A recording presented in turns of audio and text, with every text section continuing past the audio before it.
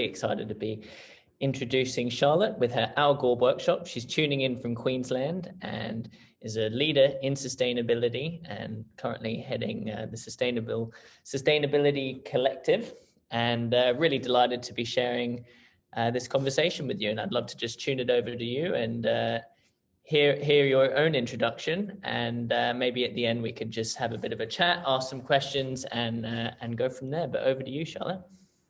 Thanks, Barney. I'll just check, is the audio okay? You can all hear me loud and clear? Fantastic. Yep. So before I get started, I'd like to acknowledge the traditional owners on the land of which we meet. For me, it's the Gubbi Gubbi people of the beautiful Sunshine Coast.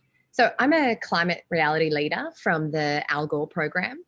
I'm a director and sustainability lead for the Founder Institute in Australia, which is the world's largest pre-seed global accelerator program, and sustainability and expert in residence for Fishburners, which is Australia's largest startup hub.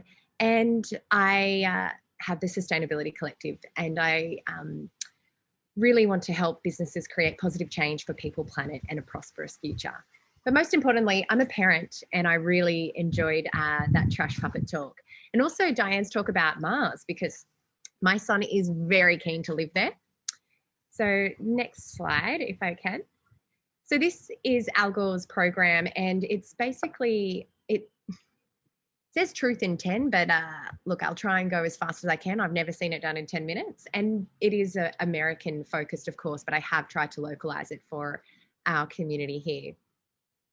So why am I passionate about the climate crisis?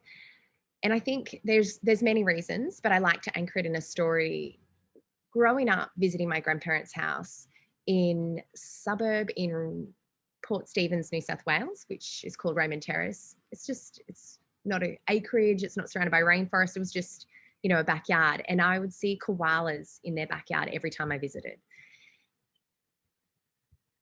As we know, the bushfires wiped out 74% of the koala population in New South Wales. And this is something my kids won't get to experience, seeing koalas in people's backyards or most places other than zoos. So I'm really motivated to do what I can to turn back the climate crisis. So just on climate, I'm just going to go through the basics. So it's not the weather. Weather changes daily. In fact, I think it's about to rain out here in a second. Climate is the average pattern of weather conditions over a long period of time. Climate isn't weather.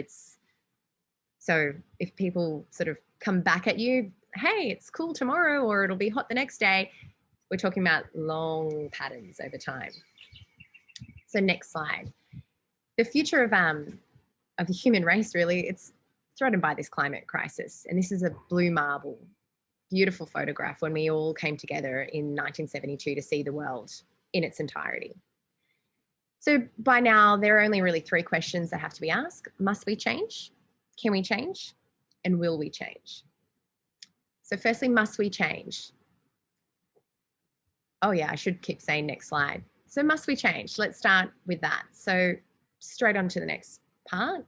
Now the science of the climate crisis is pretty well known by now. Next slide. Oh, if we can go to the next slide.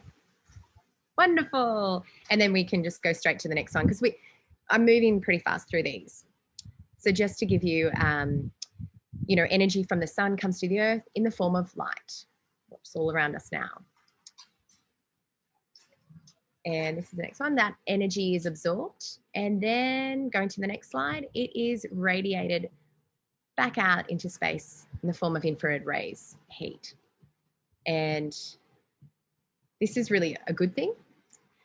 Some of that outgoing infrared is trapped by the natural greenhouse layer, which we have, our atmosphere. And this is healthy and good. This is how our planet stays warm and it's not a barren, cold wasteland. However, the problem is, going to the next slide, is that we're thickening this layer of greenhouse gases. Oh, we've gone too far, but that's all right.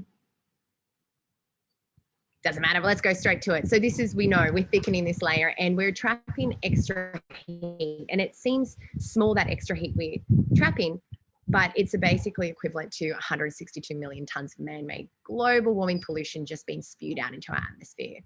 We're basically treating our atmosphere like a sewer. So to equate that to the next slide, that's around the same heat, equivalent to 600,000 exploding first-generation atomic bombs. And where is this all coming from? So, well, a lot of it is sources are agriculture, the making of plastics and petrochemicals, mining, transportation, the thawing of permafrost and others. But going to the next slide, overwhelmingly, this is coming from man-made pollution, the burning of fossil fuels. And it's, as you can see by the graph, exponentially going up.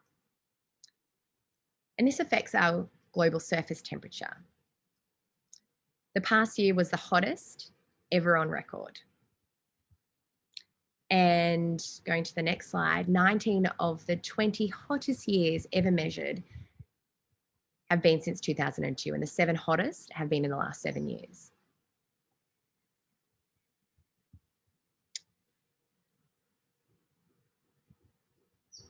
You can see that playing out.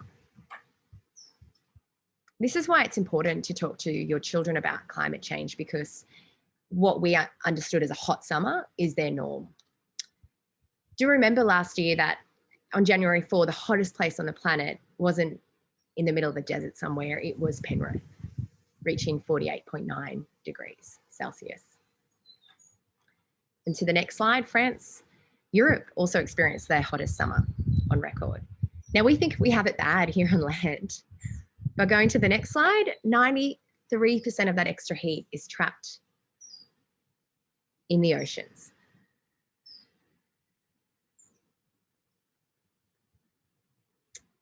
And we can see that ocean temperatures are going up. And of course, I have a lot more references. If you want to ask any more questions at the end, please do. Half of that increase has occurred in the last 20 years.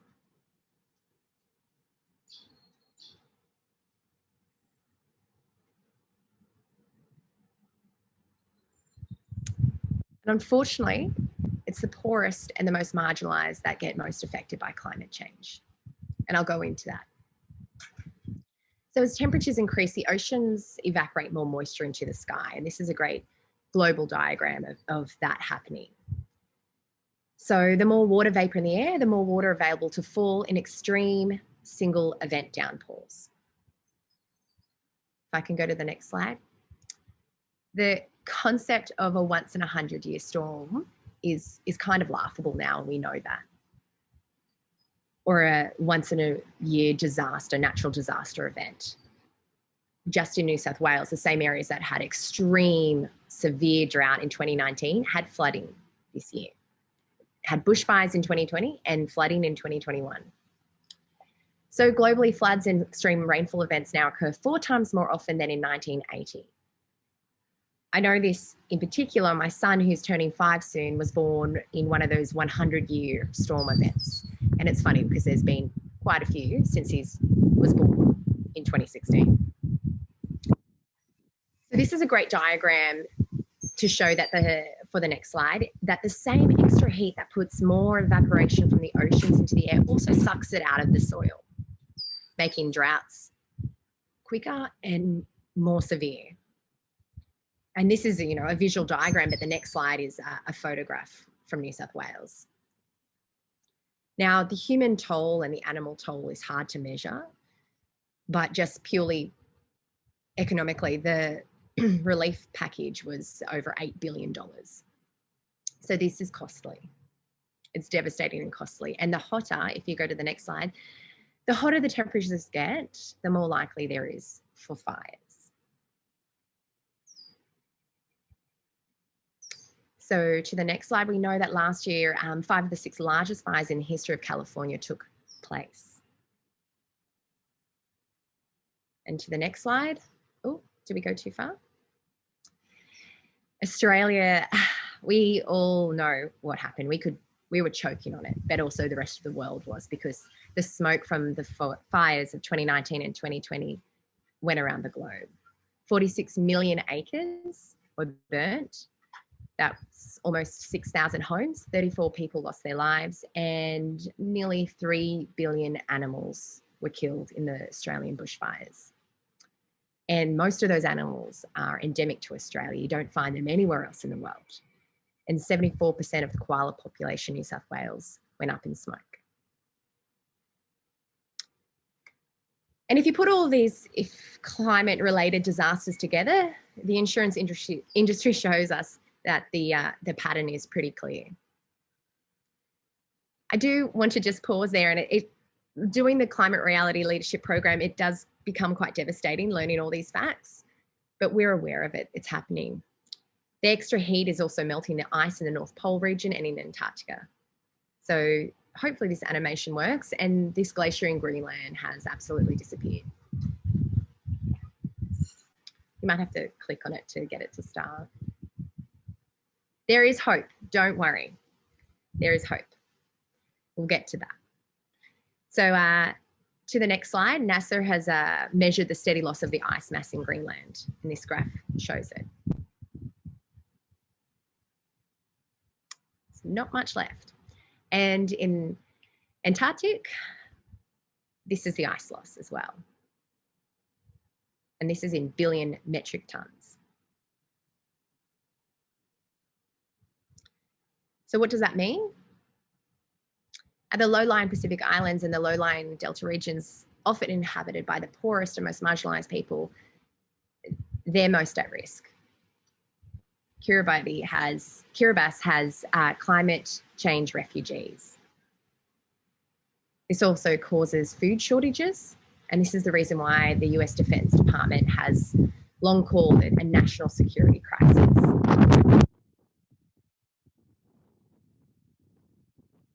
It's not just the environment it affects. I care more about people than I do about the environment. It affects people because 75% of the new infectious diseases coming out are zoonotic. So that means it crosses over from animals to people, just like COVID-19 did. And that's when we're encroaching on more areas, more deforestation. We're crossing over into animal territory, and we're suffering. They suffer, and so are we. To the next slide. Oh, I sort of got ahead of everyone. Sorry about that. So just explaining that 75% of new infectious diseases are zoonotic. And to the next slide, this is a great diagram showing the rise of tropical diseases. So yes, air travel is responsible for that, but because of changing climate, it's allowing tropical diseases to take root in new areas.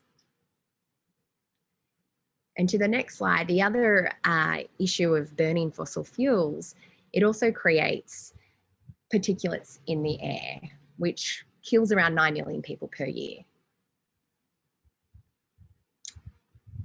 And if we go to the next slide, we're also seeing the emergence of what biologists call the sixth great extinction. We're in danger of losing half of all the living species on Earth. And to the next slide. When we add all this up, it's costly.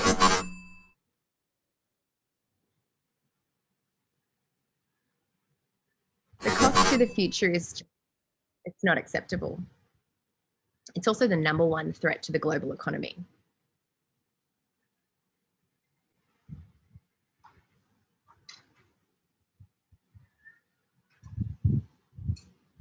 So must we change? Absolutely, yes. That second question. To the next slide, can we actually change? So the good news is, to the next slide, we actually have the solutions at hand. So yes, we can. To the next slide. So 22 years ago, the best projections for wind energy were that we might be able to reach 30 gigawatts by 2010. And actually, we've exceeded that by a factor of 24. I think you need to click to the next one. That's all right. I'm getting a little bit ahead. So this is in the US. The wind energy capacity is just exponentially increasing. To the next slide is solar energy. It's a great story, actually. With solar energy, if you can go to the next slide. The best projections 19 years ago were that by 2010, we might be able to get a gigawatt per year, but actually we've exceeded that by 17 times. And last year, we exceeded that by 132 times over. If you can go to the next slide. Yeah. And a lot of that has to do with, this is the solar capacity increasing. And the next slide is the decreasing cost. I know my parents installed a solar hot water system on our roof, on their roof 38 years ago, and might have just started paying it off. But now it is a lot more accessible, and there's a lot of plans, and hopefully government rebates will come back as well. Internationally, I mean, this is US examples, but internationally, the Chilean solar market is a great one to see. So these are the last couple of years, and this is this year. Now, hopefully this graph shows you that it just exponentially goes up. In Australia, 20% of households have solar power systems, and that's increasing as well. The next slide also shows that we're not going to be running out of solar, because we get as much energy from the sun every hour as the entire global economy uses in a full year.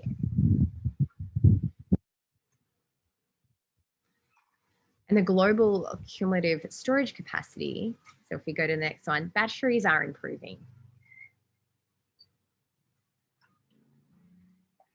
And if we go to the next slide.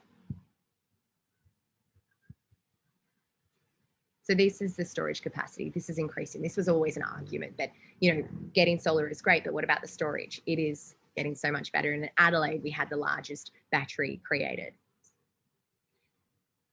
The next slide is also the rise of the EV, the electric vehicle, and also hybrids. I know that they seem totally unattainable.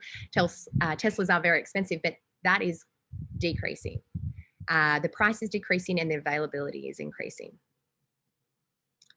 So to the next slide, can we change? Yes, absolutely we can. Will we change? This is the question which is on everybody's lips. Will we actually be able to change? We have the ability, we have the ability to, the solutions are in our hand, but will we? So to the next slide. This was a huge moment where the globe came together, the Paris Agreement. And if you're not familiar with this, this is where every nation on earth came together and agreed to reach net zero emissions by 2050. A lot are making that more ambitious to 2030. As you may be aware, the US pulled out of the Paris Accord, but since Biden got in, they're back in. And that is a huge signal to the rest of the international market. So if you go to the next slide. Also, fossil fuels just don't make money anymore. They're not a great stock to invest in. And business talks, money talks. So even if governments make decisions on lowering our greenhouse gas emissions, people just don't want to invest in this anymore. So if you just click again, it'll show the rest of the graph coming up.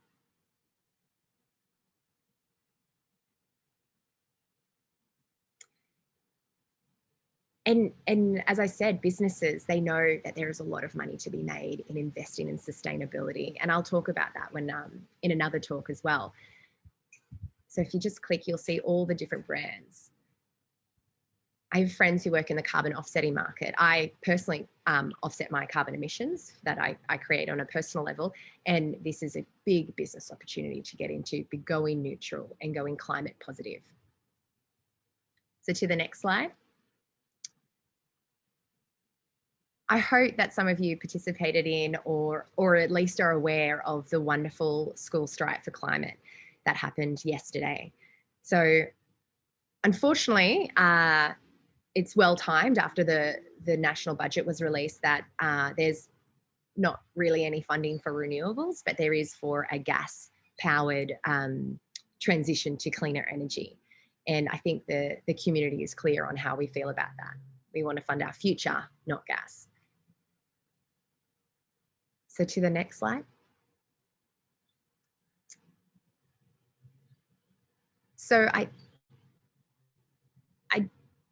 don't think I need to go on too much about Greta's wonderful story and how she can illustrate that you can make a difference. You can use your voice and your vote and your choices and your actions to change the world for the better. So I really hope that you do, if you go to the next slide, use your voice, your vote, and the choices you make.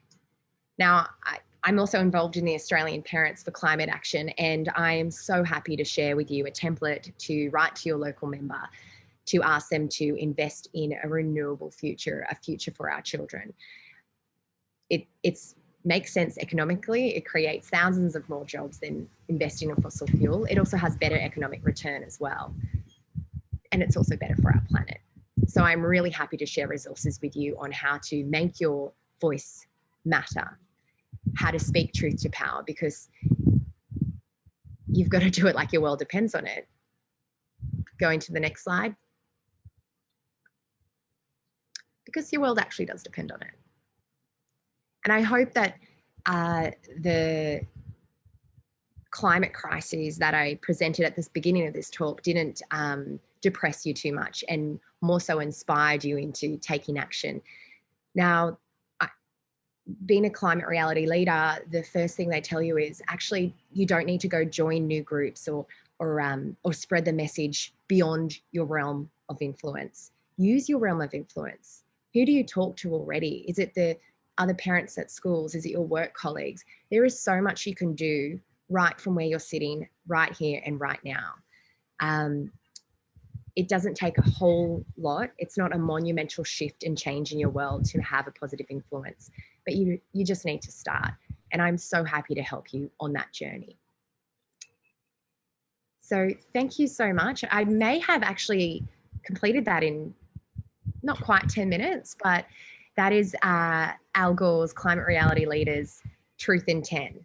So if you have any questions, please throw them at me. I have references for all the data that was presented in this quick rapid fire climate change talk. Wonderful, Charlotte. Well, thank you very much for bringing that together. And I think maybe just while people have a moment to put their questions into the chat bar, I'm sitting in Melbourne in Dandenong, and there's 165,000 people within this Shire's governance sector. 70% of those people, English isn't their first language. And I know you mentioned the voice, vote, and choices, but for an everyday family, what would be 3 solutions that can kind of build on the voice, vote, and choices that people can implement today or this coming week or next month? What are some really very simple human solutions that you would recommend that people can act upon, building off everything that you shared? I'd just love to hear your perspective on that. And I know you mentioned the renewable energy and really, using your sphere of influence and engaging within who we are already connected with. But just as a sort of tune in to anyone who is listening, what would you inspire people to do within 3? What are the 3 most important actions that everyday people can do to really build upon what you've just been sharing? Sure. Well, I guess it's in terms of we can all change our impact. So we can all, there's wonderful resources, particularly from Fight for Planet A, where we can reduce our carbon footprint, we can reduce our impact. So some of those would be, obviously catching public transport more often, thinking about your diet and your waste. I'm a big one for reducing your consumption too. So, how much do we really need? As a family, we like to do experiences. Recycling, obviously. You can also recycle your soft plastics, and a lot of people don't realize that. So when you do need to take them to your supermarkets, there'll be the red cycle bins out the front. They're really easy ones, composting your food scraps. If you're really... if you want to go down the path I have as well, you can also offset your carbon emissions. What you can't reduce, you can offset. Thinking about who your super is with.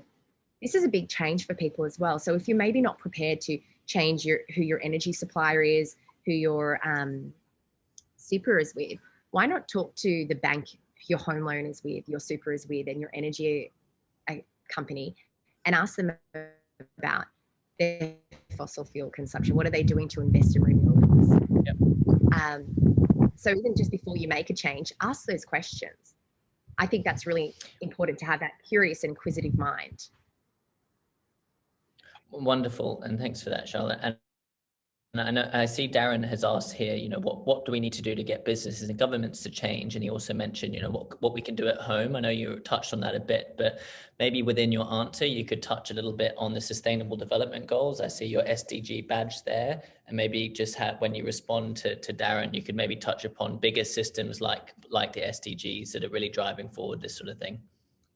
Absolutely. So with anything, when you want to make an improvement, you need to agree on what good looks like.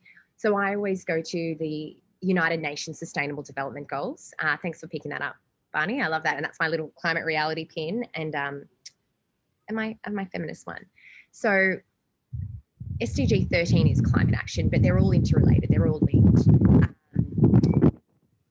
Access to clean and renewable energies is obviously linked to climate action. Decent work and economic growth. So you need to find out, when you're talking to businesses and your local member in government, local members should really care about what their constituents care about. So writing to them saying that we care about investing in renewables, we care about our future economically. Solar, our schools program would create jobs and stimulate our economy. But you have to understand what motivates businesses. So businesses care about what consumers think. I've worked in sustainability a long time, and all the big supermarkets, we were trying to push a sustainability agenda, and they basically came back to us with, nobody cares. No customers are asking for it. So you need to be that customer that asks for it, because if they get enough of customers asking for, what are you doing about sustainability? What are you doing about your footprint? They will start to change. So when you're talking to businesses and you want them to implement more sustainability and more sustainable goals, think about the economic return that they can get, the profitability margins that increase. And there's lots of great examples of where profit margins increase when businesses invest in sustainability. Just off the top of my head, I can think of, before COVID and before travel was banned, Qantas shareholder price was at its absolute highest ever recorded when they announced their ambitious plan to reach net zero emissions by 2030. So when they announced an ambitious sustainability goal, their share prices went up. And that's a really great signal to the market that investors, customers care about sustainability, and there's profit to be made in this area. Wonderful. Well, thank you very much for that answer. And maybe, I know we've got a little bit more time, and you mentioned that you've got a little boy at home, and whether it's communicating to him or a climate denier, which sometimes feels like it's a similar approach, because whether you've got, someone working on a coal front, or someone in gas, or someone who, has raised cattle 4 generations and they don't really believe anything's changing, or you're dealing with, someone who's 3 or 4 years old who has that similar kind of naivety to what's going on at the bigger play of things. How can we respectfully and softly communicate the urgency of all of the facts, all of the data points that you shared in your presentation? If that doesn't get them, what do you think can sway a climate denier, or convince a child that this is a thing that simply needs to be understood and can simply be acted upon? I think, okay, I'll separate that into, and later in the week, I will be doing a talk on how to talk to your kids about climate change and climate action. So I think. So why don't we save the kid one for later, and then maybe we could just focus on how to engage, the cattle, the coal, the gas, people who don't really believe in what we're talking about, what we're sharing. Why don't we focus on that, and then you can just save the kid stuff for later in the week. Yeah, perfect. I think you need to understand that you're not always going to convince everyone, and you can get really exacerbated and quite frustrated with trying to change the minds and hearts of some people that will just never be changed. So what you do need to find is shared values. What do you care about? And often you find there's not many people who will argue that they don't want it better for their children.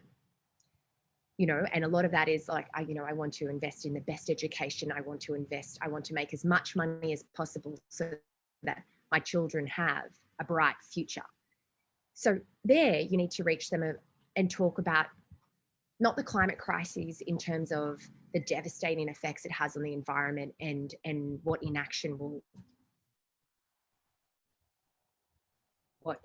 causes in the future, but you need to talk about the economic prosperity of investing in renewables and investing in these solutions. There is lots of money to be made in investing in sustainability. I think the World Economic Forum has estimated investing in the UN Sustainable Development Goals is a $3 trillion business investment. So that's where you need to find where the shared value is. It's really hard. It's really hard because it's something I'm really passionate about, but you need to find common ground with someone who is a climate change denier. Maybe it's your father-in-law or your uncle or your auntie, or maybe it's your local member. So you need to find that shared value, that the common ground, and connect in that way, because climate change doesn't just affect the environment, it affects everyone. It affects people, it affects inequalities, it exacerbates them.